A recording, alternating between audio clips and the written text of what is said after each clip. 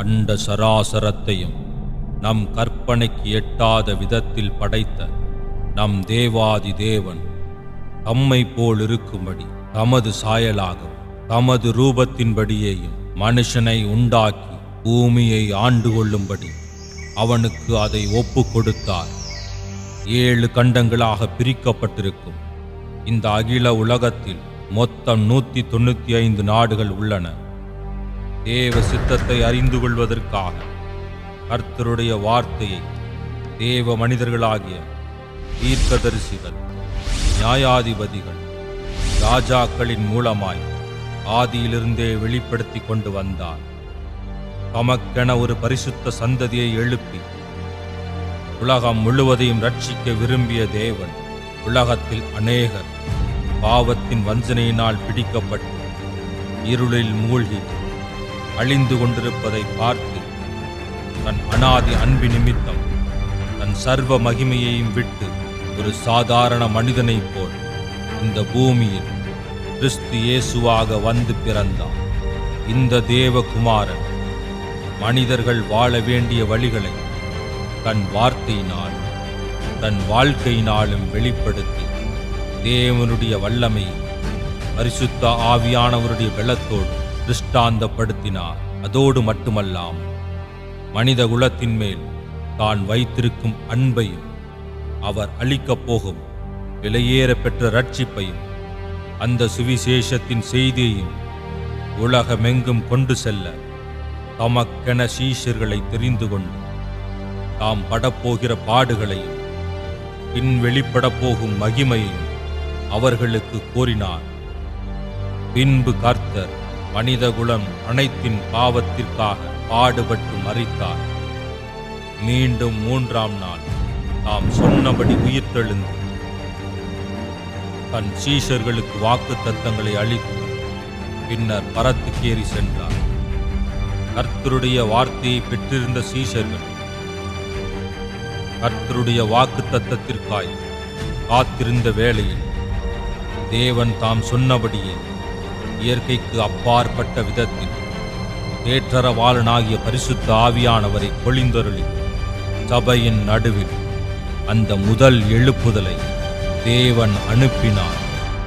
சபைகள் கர்த்தருடைய வல்லமையினால் பலப்பட்டு பெருகிக் கொண்டிருந்த வேளையிலே கர்த்தருடைய சுவிசேஷ வாசலை அடைக்க எண்ணின சத்துருவாகிய பிசாசானவன் கர்த்தர் அருளின வல்லமையை அப்போஸ்தலர் 8:1 உள்ளபடி சபைகளுக்கு மிகுந்த உபத்திரவத்தை கொடுத்து அந்த வல்லமையை தடுக்க முற்பட்டான்.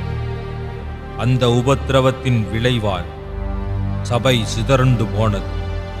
சிதறிப்போன சீஷர்கள் கர்த்தராகிய இயேசு கிறிஸ்துவின் சுவிசேஷத்தை உலகத்தின் பல்வேறு பகுதிகளுக்கும் எடுத்துச் செல்ல அது வழியாகவே மாறியது. ஒரு புள்ளி விவரத்தின்படி பார்த்தால் கிபி 100ஆம் ஆண்டில் புதிய ஏற்பாட்டு நிருபம் எழுதி முடிக்கப்பட்ட காலத்தில் ஒரு விசுவாசி 360 அவிசுவாசிகளுக்கு சுவிசேஷம் சொல்ல வேண்டிய நிலை இருந்தது.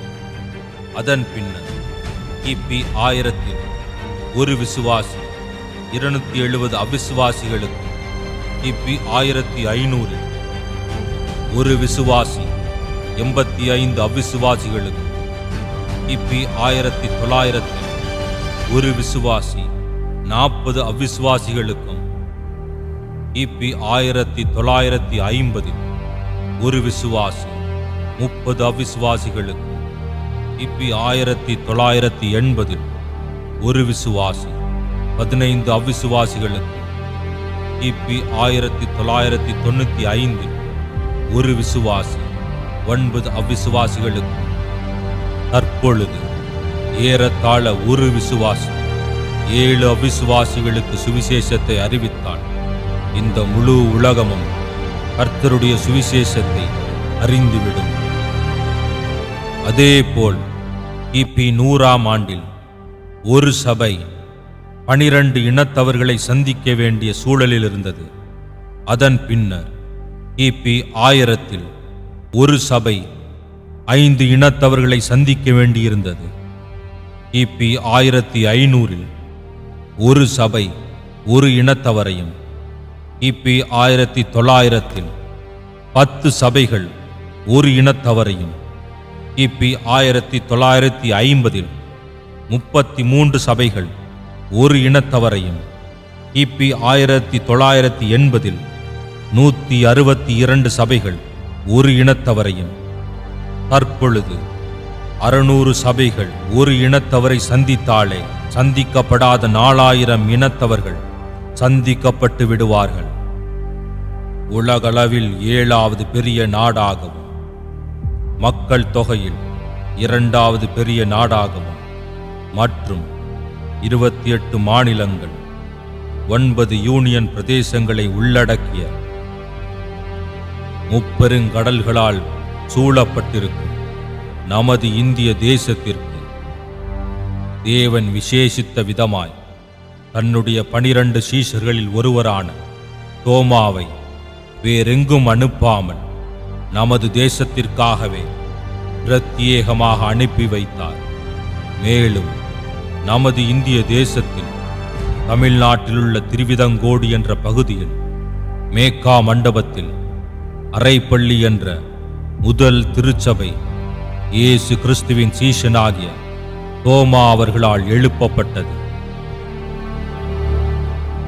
அதோடு மட்டுமல்லாமல் 1706 ஆண்டு ஜெர்மன் தேசத்திலிருந்து நமது இந்தியாவிற்கு வந்து விசேஷமாக நமது தமிழ்நாட்டிலுள்ள தஞ்சாவூர் தரங்கம்பாடியில் தனது ஊழியத்தை தொடங்கினார் மிஷனரி பர்த்தலமேயு ஜெய்கன்பால். இந்தியாவில் மொத்தம் 1658 மொழிகள் இருந்தாலும் நம் தாய்மொழியாம் தமிழில் முதலில் பரிசுத்த வேதாகமம் பர்த்தலமேயு ஜெய்கன்பால் அவர்களால் அச்சிடப்பட்டது. இத்தகைய ஸ்லாக்கியம் பெற்ற நம்மேல் கர்த்தர் வைத்திருக்கும் அன்பும் சித்தமும் எத்தனை உயர்ந்தது! மேலும் எண்ணிலடங்கா தேவ மனிதர்கள் கிறிஸ்துவின் அன்பு நிமித்தம் தங்கள் சொந்த தேசத்தை, குடும்பங்களை, ஆஸ்திகளை, ஆசைகளை துறந்து அநேக பாடுகள், உபத்திரவம், எதிர்ப்புகளின் மத்தியிலும் நமது இந்திய தேசத்தின் ரட்சிப்பிற்காக திறப்பிலே நின்று ஜெபத்தினாலும் தங்கள் தியாகம் நிறைந்த ஊழியத்தினாலும் நமக்குள் தேவ அன்பை விதைத்துள்ளனர். அநேகர் தங்கள் விலையேற பெற்ற ஜீவனையும் நமது தேசத்தின் ரட்சிப்பிற்காக கொடுத்து கர்த்தரின் இரத்த சாட்சிகளாக இங்கு விதைக்கப்பட்டுள்ளனர். இருந்த போதிலும் ஒரு புள்ளி விவரத்தின்படி முழு உலகத்தில் மொத்தம் 24,000 மக்களினம் உள்ளனர். அதில் 12,000 மக்களினத்திற்கு கிறிஸ்துவின் சுவிசேஷம் அறிவிக்கப்பட்டுவிட்டது. 8,000 மக்களினம் சந்திக்கப்பட்டு கொண்டிருக்கின்றனர். இன்னும் 4,000 மக்களினம் சந்திக்கப்படாமல் உள்ளது. அதில் குறிப்பாக 2292 சந்திக்கப்படாத மக்களினம் நமது இந்தியாவில் உள்ளது. இதில் இந்தியாவில் 50% மேற்பட்ட கிராமங்களில் சபைகளே இன்னும் நிறுவப்படவில்லை. 65% மேல் 35 வயதிற்குட்பட்ட இளம் சமுதாயத்தால் நிறைந்த நமது இந்தியாவில் 6 முதல் 8% கிறிஸ்தவர்கள் உள்ளனர் என குறிப்புகள் இருந்தாலும் 2 முதல் 3% கிறிஸ்தவர்கள்தான் சுவிசேஷத்தினால் தொடப்பட்டு ஆவிக்குரிய கிறிஸ்தவர்களாயிருக்கிறார்கள். அதேபோல 12% இஸ்லாமியர்களும் உள்ளனர். மேலும் இந்தியாவின் வடகிழக்கு பகுதியில் 85 முதல் 95% கிறிஸ்தவர்கள் இருந்தாலும் அவர்கள் எழுப்புதலை பெறாத பாரம்பரிய கிறிஸ்தவர்களாகவே வாழ்ந்து வருகின்றனர். இந்த கணக்கின்படி பார்த்தால் தற்பொழுது 70 விழுக்காடுகளுக்கு மேலான ஜனங்கள் கர்த்தராகிய இயேசு கிறிஸ்துவை தங்கள் சொந்த இரட்சகராக ஏற்றுக்கொண்டிருக்க வேண்டும்.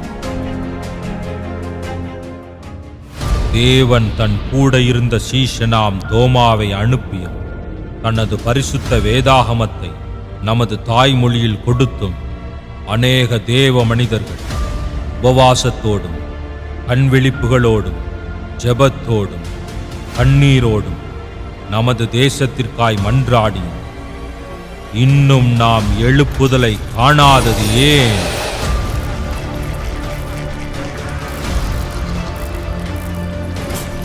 கர்த்தரின் சித்தம் நிறைவேறாதது ஏன்?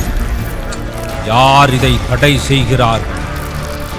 தேவனை எதிர்க்கும் மனித சக்தியா, இல்லை பிசாசின் திரள் சேனையா? கர்த்தரின் அன்பை ருசி பார்த்தும் கர்த்தருடைய ஆசீர்வாதத்தினால் பலப்பட்டும் கர்த்தருடைய சத்தியத்தை அறிந்திருந்தும் கர்த்தரின் சுவிசேஷத்திற்காக பாடுபடவும் இழக்கவும் மனமில்லாத ஒவ்வொரு உணர்வில்லாத விசுவாசியுமே இதற்கு காரணம். தன் சிலுவையை சுமந்து கொண்டு எனக்கு பின் செல்லாதவன் எனக்கு சீஷனா இருக்க மாட்டான். அப்படியே உங்களில் எவனாகிலும் தனக்கு உண்டானவைகளை எல்லாம் வெறுத்து விடாவிட்டால் அவன் எனக்கு சீஷனா இருக்க மாட்டான் என்ற வேத வசனத்தின்படி நம் தேசம் எழுப்புதலை காண வேண்டுமானால் நாம் ஒவ்வொருவரும் இயேசு கிறிஸ்துவின் சீஷனாய் மாற வேண்டும். நீங்கள் சுயநலமான விசுவாசியா, இல்லை கர்த்தருக்காய் எதையும் இழக்க துணிந்த சீஷனா?